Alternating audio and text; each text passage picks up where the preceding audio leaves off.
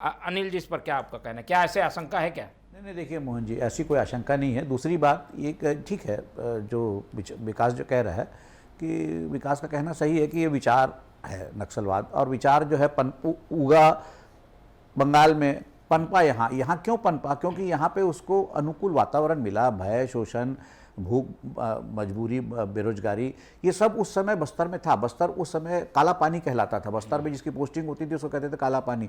लेकिन अब परिस्थितियाँ बदल गई है। अब परिस्थितियाँ जो है, अब वहाँ पे सड़कें पहुँच गई है।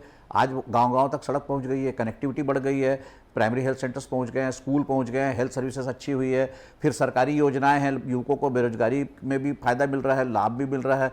तो अब वो आकर्षण जो नक्सलवाद के पनपने के लिए जरूरी था, वो आकर्षण अब नक्सलवाद से खत्म हो चुका। आज नक्सलियों को जो है रिक्रूटमेंट के लिए तकलीफ हो रही है। पहले एक पर्चा फेंकते थे, 25 लड़के इस गांव से चाहिए तो वहां 50 मिलते थे। आज ये स्थिति हो गई कि नक्सली खुद पर्चा फेंक कर कह रहे कि नहीं भाई, हम समर्पण के लिए तैयार है। पहले एक पर्चे पे जो है पूरा बस्तर बंद हो जाता था। तो परिस्थितियां बदली है। परिस्थितियां इसलिए बदली है कि जो एक नक्सलवाद के पनपने का जो अनुकूल वातावरण है वो खत्म कर दिया सरकार ने। दूसरी बात यह है कि जो इनका सवाल है दीपक बैच का, तो एनएमडीसी का हेडक्वार्टर लाने के लिए हमारे जो उस समय केंद्रीय मंत्री हुआ करते थे विद्याचरण शुक्ला, उन्होंने जी जान लगा दिया। तब तो कांग्रेस की सरकार थी छत्तीसगढ़ में भी और केंद्र में भी। छत्तीसगढ़ तो मध्य प्रदेश का हिस्सा था। क्यों नहीं आया उस समय? विद्याचरण जी शुक्ला लड़ झगड़ के जो है एक जो है डायरेक्टरेट जो है माइनिंग का, जो आज रायपुर में है, उस समय मध्य प्रदेश का डायरेक्टरेट होता था, वो ला पाए। लेकिन वो जो है भूजल मिशन को भी ले आए थे, लेकिन एनएमडीसी का हेडक्वार्टर उस समय नहीं ला पाए। क्यों नहीं ला पाए?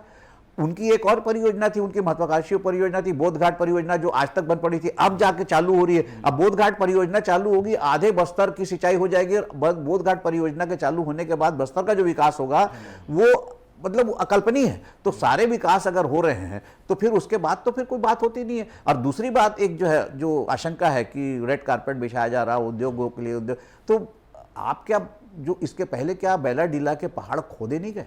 आजादी के बाद से बेलाडीला के पहाड़ खोदे जा रहे हैं। पहाड़ जो थे वो खदान बन गए हैं। उतना लोहा कहाँ गया? क्या इतने सालों तक क्या बीजेपी की सरकार थी आजादी के बाद? अब फिर उसके बाद जो है कांग्रेस की सरकार, जब दिग्विजय सिंह की सरकार थी, तब बेलाडीला की 11B, मैं नाम बता रहा हूं खदान का, 11B को उस समय जो है लक्ष्मी निवास मित्तल को सौंप दिया गया था। उस समय उनकी कंपनी होती थी डेंड्रो निप्पन। यहां पर बृजमोहन अग्रवाल और बाकी लोगों ने उसके खिलाफ आंदोलन किया था, प्रदर्शन किया था, तब जाकर वो रुका था। तो आप तो कांग्रेस के समय में खदान दे चुके हो, तो आप फिर इस बात को। और दूसरी बात आप ये बताइए, अगर विकास होता है, उद्योग लगते हैं, तो उद्योग लगने के बाद फिर आपके पास बेरोजगारी की समस्या खत्म होती है।